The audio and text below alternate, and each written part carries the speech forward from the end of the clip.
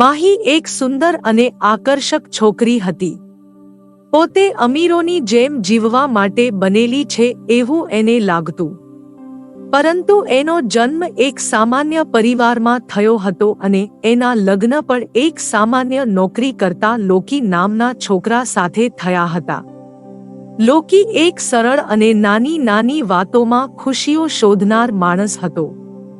પણ માહી હંમેશા અંદરથી અમીર બનવાના સપના જોયા કરતી. મોંઘા કપડાં, ઘરેણાં, ગાડી અને મોટું ઘર એ સામાન્ય માહોલમાં પોતાને ઢાળી રહી હતી. પરંતુ જ્યારે એ એની મિત્ર ફોઝીના ઘરે જતી ત્યારે એની અમીરી જોઈને એનું હૃદય દુઃખી થઈ જતું.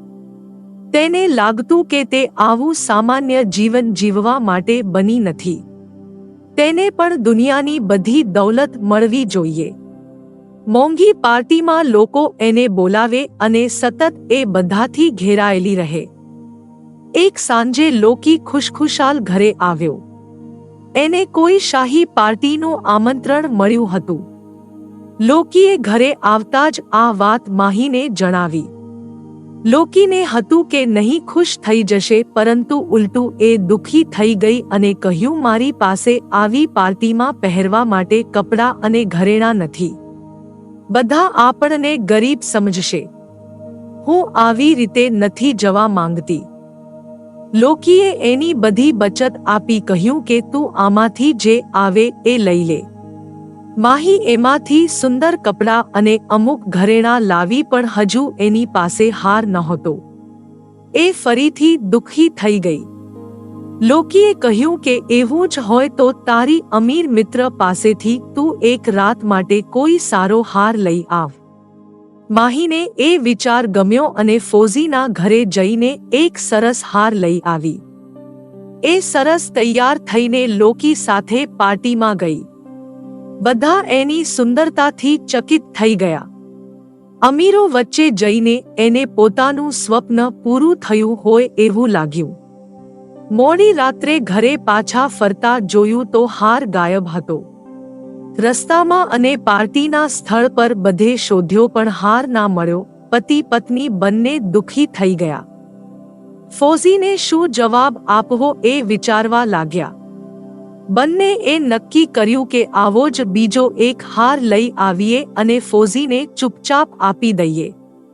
બંનેએ બજારમાં જઈને બધી બચત ખર્ચીને થોડા ઉધાર લઈને એવો જ સોનાનો હાર લીધો અને ફોઝીને આપી આવ્યા. આ બધી ઉધારી ચૂકવવા બંને ખૂબ મહેનત કરવા લાગ્યા.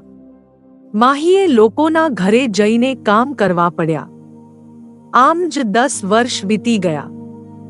એક વાર માહી ફરીથી ફોઝીના ઘરે એને મળવા ગઈ. ત્યારે વાતો વાતોમાં હારની આખી વાત કરી. ત્યારે ફોઝીએ મહીનો હાથ પકડીને નજીક આવીને કહ્યું, માહી, એ હાર નકલી હતો. એક વાર તે મને પૂછ્યું હોત, એક નાનકડી ભૂલ, ખોટો દેખાડો કેટલો મોંઘો પડી શકે. આ જૂની વાર્તા હજુ પણ આપણા સમાજનું પ્રતિબિંબ દેખાય છે. તમને આ વાર્તા કેવી લાગી અને શું શીખ્યા એ જરૂરથી કમેન્ટ કરજો. જય સ્વામિનારાયણ.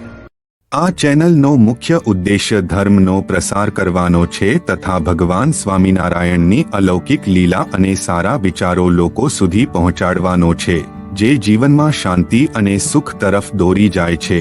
આ ચેનલ પરથી જે પણ ધનરાશિ પ્રાપ્ત થશે તેમનો ઉપયોગ સમાજ સેવા, ગૌસેવા તેમજ લોક ઉપયોગી કાર્યોમાં થશે. ચેનલ સહજાનંદ ગાથા સબસ્ક્રાઇબ કરો, વિડિયો લાઇક કરો અને હા, તમારા મિત્રો સાથે શેર કરો.